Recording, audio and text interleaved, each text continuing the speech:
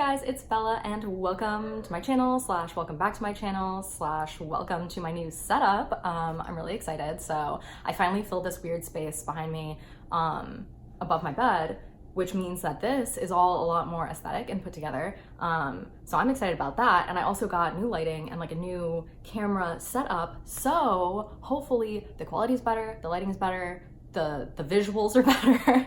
I feel like everything looks a lot better. So let me know down below if you like the situation. But today I'm gonna do, here's Hex, by the way, for anyone who doesn't know, my little angel cat.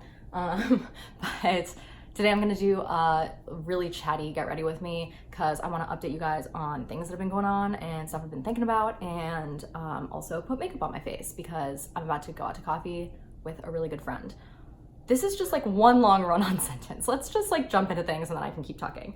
By the way, I'm like not gonna explain the products that I'm using verbally because it's gonna just distract me while I'm talking. So I'm gonna just put everything down below. And I do weird things, so like it's hard to keep up. Foundation first though. So basically, I'm trying to open my mirror the wrong way. First of all, I did get bangs. I cut bangs onto myself like last night, and you know what?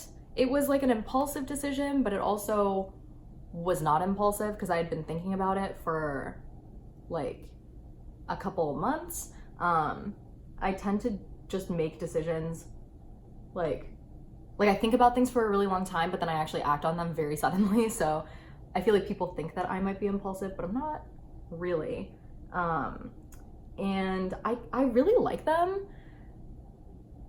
Yeah, I do like them. I realized that was not a convincing sentence, but no, I do like them. I just like, I kind of knew that I was gonna end up sort of looking like a little like medieval boy in a painting, which, you know what, there are worse things to be in life than like dying of consumption, but I do like them. I feel like I cut them really blunt like the first time around, and I'm trying to decide if I want to do them kind of like piecier or I don't know. I don't know what to do with them. I don't know if it's like the way that I'm styling them, but I've always wanted like micro bangs.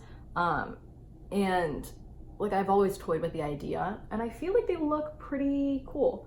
I feel like one thing that I really like about bangs, the only thing that I really like about bangs is that it's like a built-in like accessory. I always feel like my hair is like an accessory to my outfits and stuff like that. And I do like fashion a lot, but I feel like I like serving whole looks. You know what I mean? It's not just about the outfit. It's like, I don't wear jewelry either. I don't know if any of you have noticed that, but I don't wear jewelry. It's just like kind of not my thing, except for my nose ring. And I feel like hair has always been like a big point of self-expression for me. And I feel like bangs are just, it's like a necklace for your hair. Does that make sense? I think it does. But yeah, anyways, I like it. If you don't like it, that's cool. I feel like this hairstyle is really not for everyone. Also, if anyone wants to comment on the fact that I kind of look like Lord Farquaad from Shrek, that would be much appreciated too. I've like roasted myself inside my head in advance of literally everyone else roasting me, so I think I'm gonna be okay. Also, I really love this foundation that I'm using, the Maybelline like Fit Me Stick Foundation, but it's really hard to blend out with like a brush, and it's hard to blend out with a spot. It's just hard to blend out in general, but it looks really natural, I think, or it would look natural if my skin wasn't so dry. Oh, also speaking of skin stuff, I started Curology, which this is not sponsored. I'm not cool enough to get sponsorships like that, but it should be sponsored because I love Curology. And I've been like raving about it to like literally everyone that I know in real life. It fixed my skin like almost instantly. And my skin, like you might notice that I have like a situation over here. My skin isn't like amazing right now, but that's because I stopped using it. Partially as an experiment, but also because I've been traveling a lot for background. I'll talk about that in a second, but I was traveling and like literally right like the night before I left on this like week-long trip that I went on, I ran out of my Curology stuff and they were shipping me a new one because it like comes on a monthly basis. Oh, for those of you who don't know what Curology is, duh. Curology is like a custom skincare service, sort of. It's like people use it for acne, basically, where you like tell them what your problems are, you send them pictures, you like have a little convo, you like fill out a survey, and they send you like a custom mixture that it's just like one cream that you put on your skin instead of like a multi-step, like proactive type of process. They just send you one cream and you put it on once a night and it fixes your whole face. At least it did to mine. And yeah, that's what Curology is. So they send it to you on a monthly basis. It's like a subscription type of thing. And right before I left on this trip, I'm trying to do this very carefully because this concealer is a little finicky. Right before I left on this trip that I went on, I ran out and I was like, oh my God, please get here in time. I was like checking the tracker, that FedEx tracking label or whatever online, and I was just like, please get here before I leave on this trip. And it got to my apartment 1 hour after I left for the airport, and I was like, no. But my skin did like get significantly worse when I was not using it, which I think is very telling. And I kind of almost wanted to do an experiment like that because I'm a skeptic, and I could tell that my face was getting better from the Curology, but I couldn't tell like how much. Like you almost forget how bad your skin was before once you have clear skin. So I was like, is this really what's making the difference? And I was like, I don't know why I was like skeptical about it after it was already working for me, but I've only been using it for like 2 months and my skin is completely different. It's honestly insane. And I feel so stupid for not trying it sooner. Like honestly, for anyone out there who's like seen Curology ads, I know it's like all over Instagram.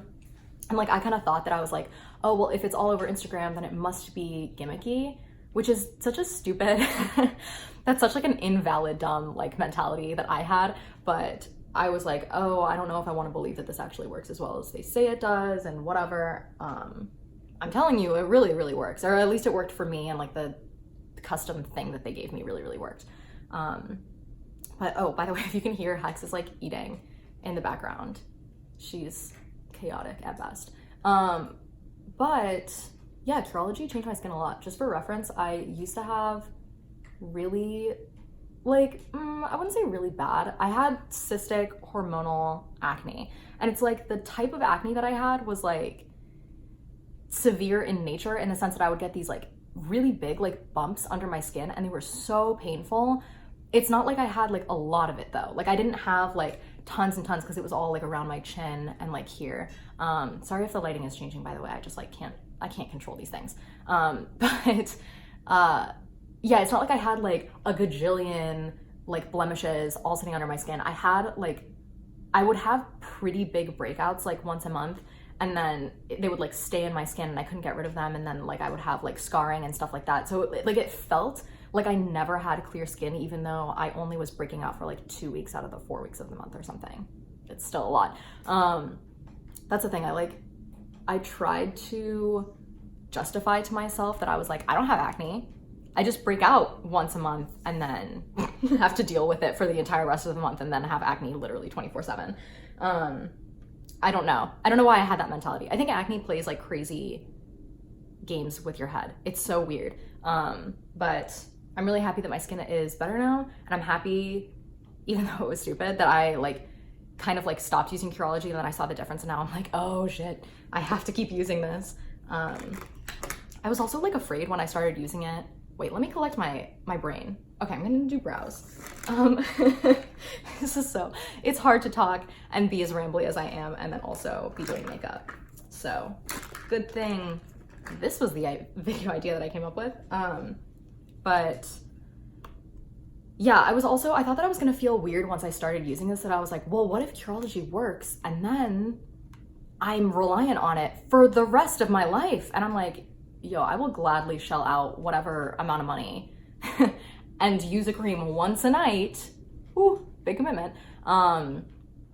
Just so I can have clear skin. Like, I don't know why I was like afraid that I was like, oh no, I'm going to be a slave to these products. And it's like, if I had found a solution that was not Curology, and if I had like found some combo of The Ordinary skincare or Drunk Elephant or whatever, like that still would have been like a monetary commitment that I was making, and I would have had to have been consistent. Is that English? Whoa, I'm a writer. That is me being a professional. Anyways, enough about my skin. I mentioned that I was traveling lately, which was, honestly, it was pretty lit. I was traveling for business, so I'm not trying to flex on you. It was nice as far as like business travel goes. Well, it wasn't all business. So I had to go to San Diego for work, for a product launch that I was doing. And for those of you who don't know, I work in public relations and I do PR for tech companies. So one of my clients was doing a product launch that I was like semi in charge of, and I was like pretty amped. It was like a lot of blood, sweat, and tears went into that. So I was really excited to like actually be there for like the launch of the product and the event that we were putting on, and I was freaking excited. But since I was going to San Diego, I decided to go to LA first because, as probably 99.999% of you don't know, I have a girlfriend. She's amazing. I love her the most ever. I'm not gonna be gross in this video. We're gonna save that for another time. But my girlfriend lives in LA, so I was like, perfect. I'm going to California anyways. Why is my voice getting all like raspy? I was like, I'm gonna go to LA first, visit her, and then hop on over to San Diego for my business. So that's what I did. LA was like so amazing. I swear it revived me. I was brought back to life from that like one weekend that I spent with her. It was just so nice. And then the product launch and everything was really good. It was way better than any of us thought that it was gonna be. And like I said, it was like, God, it was the culmination of so much work, so many sleepless nights and anxiety and all of that stuff, which like, that should not be a part of your work life, folks. Kids, don't be stressed. There, I cured you. If you had anxiety, be gone. But like, I don't know. I don't condone working so hard that you're like as stressed as I have been, but I'm really glad that it all worked out. Everything's fine. And like I said, I feel like a little bit reset after that trip. I always thought that I was like the type of person where I was like, oh, I love traveling. I need to travel all the time. I think I got caught up in that like, that Instagram. It's not just Instagram. It's kind of like, I feel like it was like a trend in recent years that it was like, oh, I just want to like quit my job and travel the world. And it's like, I don't want to do that. Like, I don't want to travel all the time. It like stresses me out. I like being home. I'm like a total homebody. It's funny, if you would have told me that when I was like 15 and I like thought I had it all figured out, I would have been like, absolutely not. I'm an adventurer. Incorrect. Incorrect, baby Bella. But no, yeah, I'm glad to be home. It was like I felt like I really needed it. I needed to get away from home. And then once I came home, I was like, oh, it's so good to be back. Also, God, that was like the busiest week ever. But when I got back from that trip, like I flew in at like 6 a.m. Do not recommend. And then right after that, I went to my first influencer event ever, which was like really exciting. I felt like a big ham that I had gotten invited to this. Diptyque invited me to like a launch event of new fragrances that they had, and God, it's like, ooh, like, okay, not to sound cheesy, I feel like people always do this on YouTube, on the internet, that they're just like they tell this tragic backstory of like why a sponsorship is so meaningful to them, but like for real, I used to in college go to like Barney's in Boston. I would like go to Barney's and I would like walk through and pretend, I would like dress up and pretend to be really fancy. And I would like go and smell all the Diptyque stuff, and I was like obsessed. Oh my God, I was obsessed. I wanted one of their candles so badly, but they're like $70 for a candle. I was like, do you have any idea how much sushi I could buy with that money? So I never bought any Diptyque anything, like ever in my whole life, because I'm such a cheapskate. And when they invited me to this event, I was like, how surreal is that like a brand that I literally I could not afford for like the bulk of my life is now I still can't really afford it, is now inviting me to like come and hang out with them. And like, God, it was just like, it was so crazy, but they were so sweet. and so angelic, and I like the brand even more now that I got to spend time looking at all their stuff, and it was just like a really good experience. But it was also really crazy because like I'd never been to anything like that. Like I said, it was like my first influencer event that I've ever gotten invited to, and first of all, it's like cheesy as hell that I'm like I'm not describing myself, they describe me as an influencer, and I was like, I'm not influencing a single damn soul, but like God, it was so weird. So I feel like maybe I'll talk about it in like a separate video, maybe once I like go to more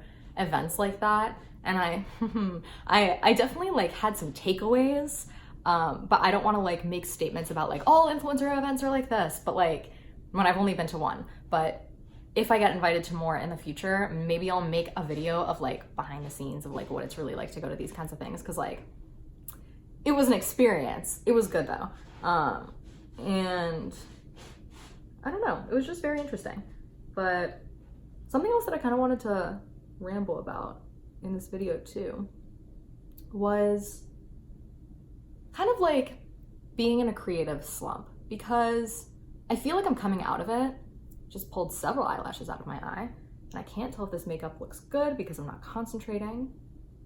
Anyways, I want to talk about being in a creative slump because I feel like literally every single person that I follow on Instagram and 90% of the YouTubers that I follow are, hold on, there's something in my eye. Yep, that feels good and organic. Anyways, so many of the YouTubers and the Instagrammers and like content creators that I follow have been talking recently about being in like massive creative slumps. And like, listen, I love astrology. It's just a fact. And like Mercury has been in a retrograde, and like I think as of yesterday, we're out of it. But if you want to believe in that, maybe that has something to do with it. And I feel like I kept joking about it, that I was like, Mercury's in retrograde, that's why everything's shitty. But like, even if like, there's a big part of me too, like I said, that I'm like a skeptic about literally everything. So I'm like, I don't know why so many people, it's just baffling. So many people that I know in real life, online, are like, seem to be going through this big creative slump where not only is it like a creative slump, but I feel like people's energies are down, and like people are having like a really rough time. And I feel bad. And like, if you're one of those people who is just going through like a really bizarre time in your life right now, God, I feel you. I feel you 1,000,000%. I feel like I'm going through this like bizarre period of like change. It is change in my real regular life, but it's also like mental change. Like I feel like I'm growing a lot as a person, and like I could honestly say that like every day of my life. But God, it's just like, it hurts my heart that so many people that I actually know, and I'm speaking like, I'm just gonna assume that like there are a lot of people who are feeling this way right now, but it just like, it hurts me that like so many people are going through this. And like, even if you reach out and you say, you know, I'm feeling like I'm in a funk, and I've done that, I've tried, where I've like gone to people that I really care about, and I say like, wow, I'm like really going through a funk, I feel really weird. It's so good to open up to people about that, because at least then it's not like pent up in your heart, which is huge. And I'm like a huge fan of people opening up and just venting about stuff, even if it doesn't help at all, even if nothing changes. Venting is important and it's good, and I will like stand by that till the end of time. But for me, like, even if I do open up and even if I do vent, which like that takes a lot out of me, I'm not the kind of person that I want to open up to people. Like I've trained myself to, where like every time I feel bad, I'm like, I have to tell someone. I have to alert the authorities because otherwise I will just like, it will fester and it will bother me forever, which is so unhealthy. So it's not easy for me to open up like that. But even after opening up, it's like, I still feel weird. I still feel like I'm in a funk, and that sucks, but at least I did something and I can feel good about that. And if you have reached out to somebody and said like, hey, I feel shitty, and nothing changes afterwards, I'm still proud of you. You did like step one, basically. Step two is taking care of yourself and being kind to yourself. That's like something that, this is turning into a motivational speech. I'm sorry, this is just gonna be the rest of the video. Like something that I've been working on a lot with myself. Wow, someone's very energetic today. Something that I've been working on a lot with myself is being kind in my internal monologue. And to me, it's like, it's really easy to slip into being so mean to myself inside my head. And like, I think part of it is like, I think everyone doesn't like themselves.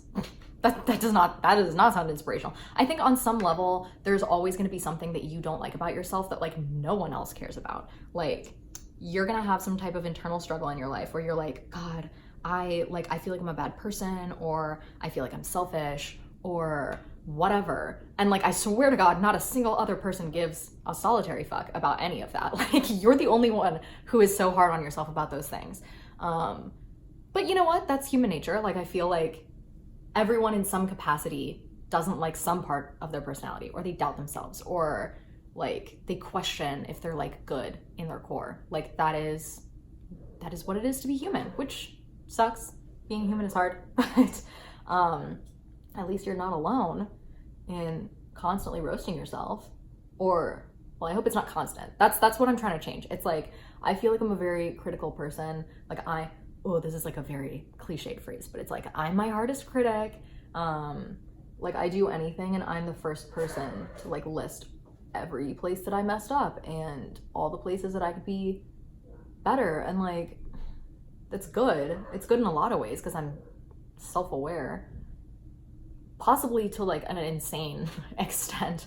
And like, I feel like for me personally, I feel like I'm so afraid of being careless or thoughtless, or like, I don't know. I'm so afraid of like accidentally doing anything, like accidentally hurting someone or accidentally being rude, that I am so hyper aware of everything that I do. And it's like, I would love to relax one day, is basically what I'm saying. I would love to just take it easy and like be able to just live without overanalyzing every single thing that I do, and then being mad at myself for all those things that I do. Ooh, this is getting deep. It's getting deep while I do my mascara. But that's something that I've been working on. I would gently suggest, I don't like it when people tell me what to do, so I'm not gonna tell you what to do. But like, if you're feeling a similar way, that you feel like you're kind of in a funk, or you feel like you're not being your best self, or you just feel like you need some self-improvement in your life, like even if you're in a good spot, but you're like, ooh, I just wanna like amp it up. I would encourage you to work on your inner dialogue with yourself. And like, something that I've been trying to practice is that like, I jokingly say things inside of my head all the time of like, I really do have like a really like ongoing inner dialogue / monologue where I'm just like saying all sorts of dumb shit. But like, something that I used to say all the time inside my head is that I would just be like, oh, like, this is like, it sounds so mean when I say it out loud. That's the thing. It's like, I used to just be like, oh, you're just like being a waste of space. And it's like, that's a horrible thing to say. Like, you would never say that to your friend. You have to talk to yourself like you're talking to your friend. And like, if you said these things out loud, you would also be shocked. What else do I need?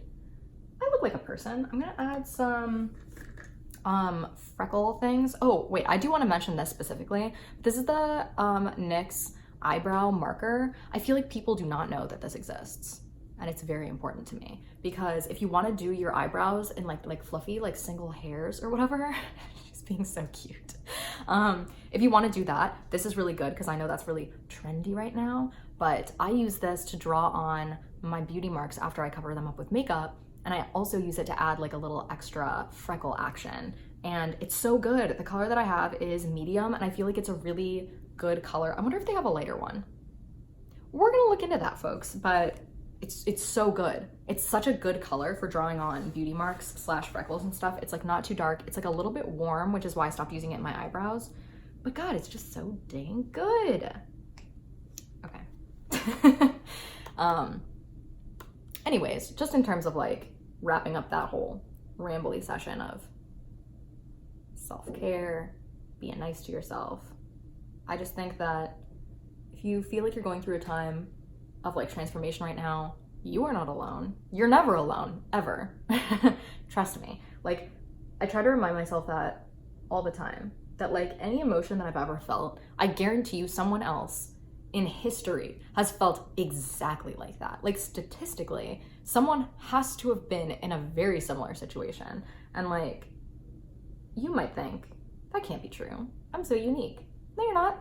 And like, I mean that in a very inspirational way.